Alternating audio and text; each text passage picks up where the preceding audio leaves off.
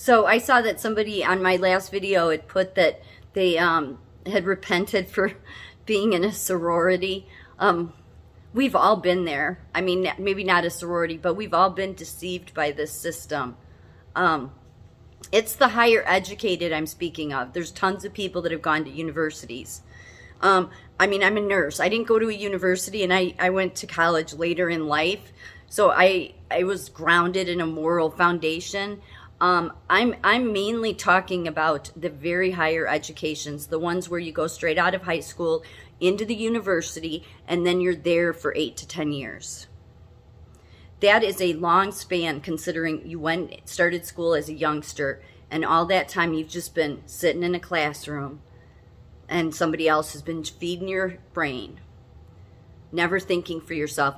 These people, and these are your experts. These are the people that we've been told all our lives, the ones that are on the news, the ones that are at the Magnet Nursing Organization, the Nursing Professional Organization, the nurses unions, all the heads of those, the credentialing board, the physician associations as well. These are all the people we've been told are the experts, yet they have never used their own mind. They haven't. I know that seems radical for me to say, but think about it. They haven't.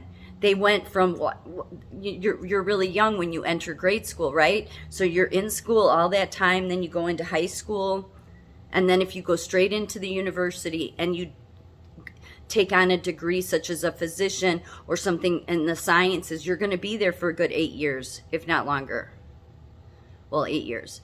That's a long time that you have just been being programmed by what somebody else tells you to think.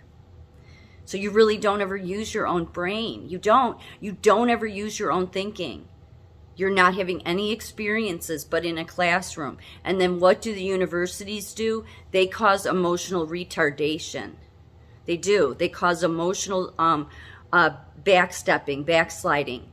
Because what ends up being produced, especially in that first generation of millennials, not all of them, but a good majority of them, it created a bunch of people that had temper tantrums. We see less of it now than I saw more of it 8 years ago, but it's still around. It's this temper tantrum. I'm going to scream and yell and carry on and have a temper tantrum because I can't listen to something I disagree with. That's not emotional maturity. That's what the universities do. And so they love it. It's ripe for the picking to get somebody straight out of high school. But the problem is that because they've never done their own thinking on their own, they are only programmed to think that I only look at this, I only look at this, I only follow this.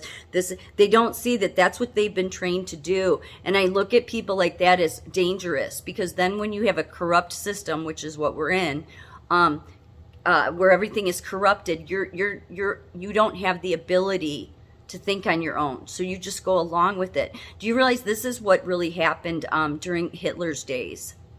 The physicians and the nurses, they had to join parties like Hitler's party to work.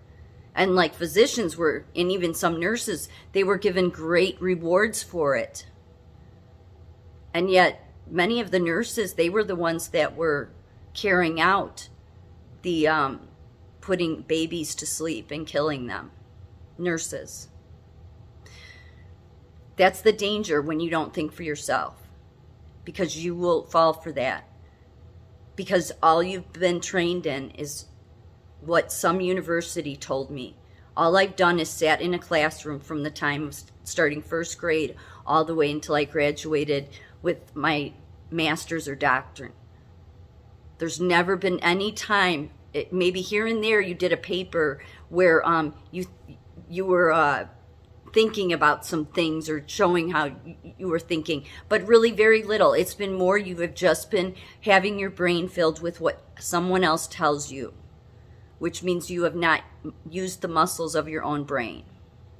So then what happens? You get into a genocide situation like the Hitler era, and you will have nurses easily go along and be a part of the Nazi party as a nurse and put little babies to sleep, euthanize them.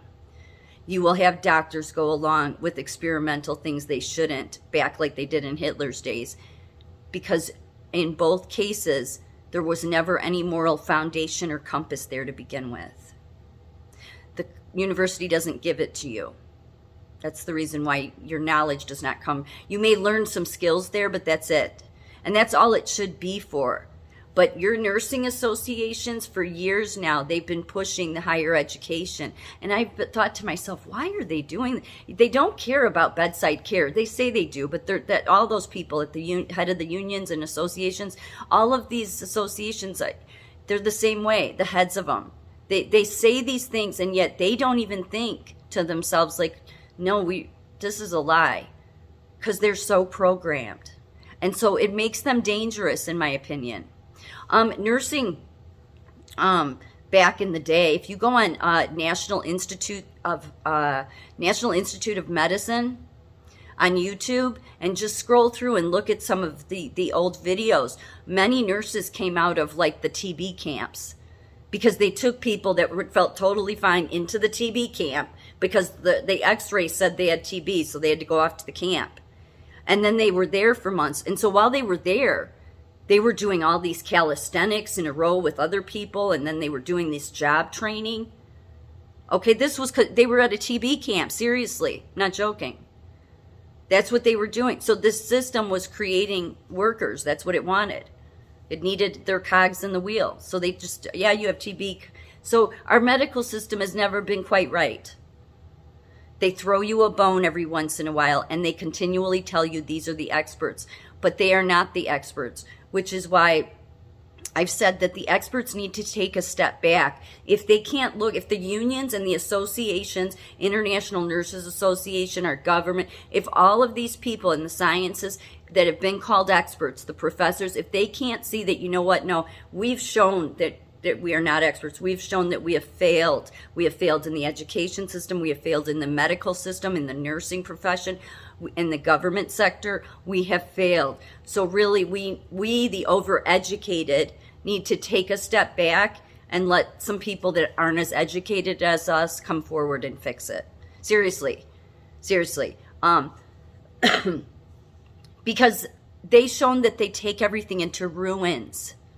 The reason I think that going back to the original Constitution with all the, because the moment you start putting Bill of Rights and this right and that, it's all about we have to promote rights. Well, no, our founders just wanted a free place, nobody ruling over anybody. It wasn't that there wasn't government, but it was government only to protect you from those regulations, so that nobody came in and put regulations in place. Nobody came in and brought unions. Nobody came in and brought associations, because it would stand in the way of your freedom. And yet what's happened over time, like originally, and Rush Limbaugh used to tell this story every Thanksgiving on his show right before Thanksgiving about our founders and when they first got here, and how when they first got here, they used the socialist system. They did. They divvied up the land and everything, and everybody got even amounts.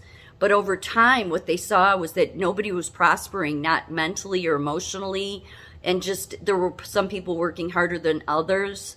There wasn't a thriving system, a positive thriving system.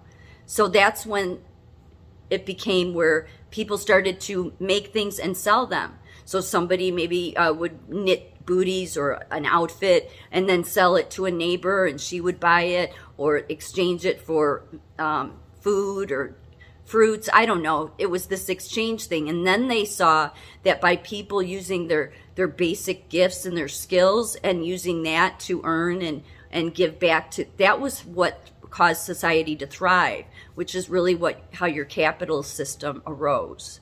So that's really what does help a system thrive, not socialism. But our government was only to be in place so that unions, associations, FDAs, all of these entities could never come in. That's what our government, the original Constitution, was supposed to be about. And that's what we should return to.